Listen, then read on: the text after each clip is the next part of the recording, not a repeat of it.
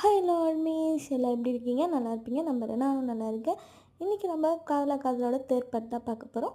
Last part பார்க்காதவங்க பார்த்துட்டு வாங்க, அப்போ தான் இந்த பார்ட் புரியும்.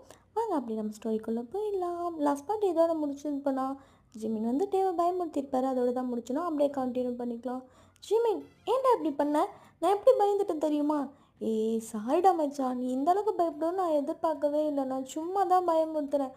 போடா, நான் உங்ககிட்ட நீ பேசவே மாட்டேன். மச்சான் மச்சான் அப்படிலாம் சொல்லாதடா. வா, நான் உனக்கு ஸ்ட்ராபெரி மில்க் ஷேக் வாங்கி தரேன். உண்மையாக தான் சொல்கிறியா? உண்மையாக தான் சொல்கிறேன் மச்சான். சரிப்பா அப்படின்னு சொல்லிட்டு இப்போ இவங்க ரெண்டு பேரும் அப்படியே கேன்டீன் தான் போகிறாங்க. அப்படியே இப்போது சுகா சைட் தான் காட்டுறாங்க. சுகா ஒரு கேபினில் உட்காந்து ஃபைல்ஸ்லாம் செக் பண்ணிகிட்ருக்காரு.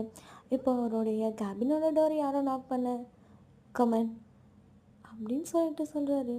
இப்போ உள்ளே ஒருத்தர் வராரு. சார். மிஸ்டர் அலி, சொல்லுங்கள், என்ன விஷயம்? சார், ஜியான் சாரோடைய கம்பெனிலேருந்து மெயில் வந்திருக்கு. என்னம்மா? நம்மளுடைய ப்ராஜெக்ட் அவங்க ஓகே சொல்லிட்டாங்க. ஓ அப்படியா? சூப்பர் மிஸ்டர் அலி. ஆனால் சார். என்னாச்சு? நீங்கள் 2 days சியோலுக்கு போக வேண்டியதாக இருக்கும். ஏன்? அவங்க தான் ப்ராஜெக்ட் ஓகே பண்ணிட்டாங்க சொன்னீங்க. ஆமாம் சார், ஆனால் ஜியான் சார் சைன் பண்ணுறதுக்கு முன்னாடி உங்களை ஒரு தடவை மீட் பண்ணணும்னு சொல்கிறாரு. ஓ அப்படியா? சரி, ஓகே, ஒன்றும் பிரச்சனை இல்லை. நான் போகிறதுக்கான வேலையெல்லாம் பாருங்கள். Okay sir. இப்போது அப்படியே ஜியான் இண்டஸ்ட்ரி தான் காட்டுறாங்க. அது சியோல்லே நம்பர் 1 கம்பெனி. அந்த கம்பெனி பார்க்கறதுக்குமே ரொம்ப பெருசாக இருக்குது.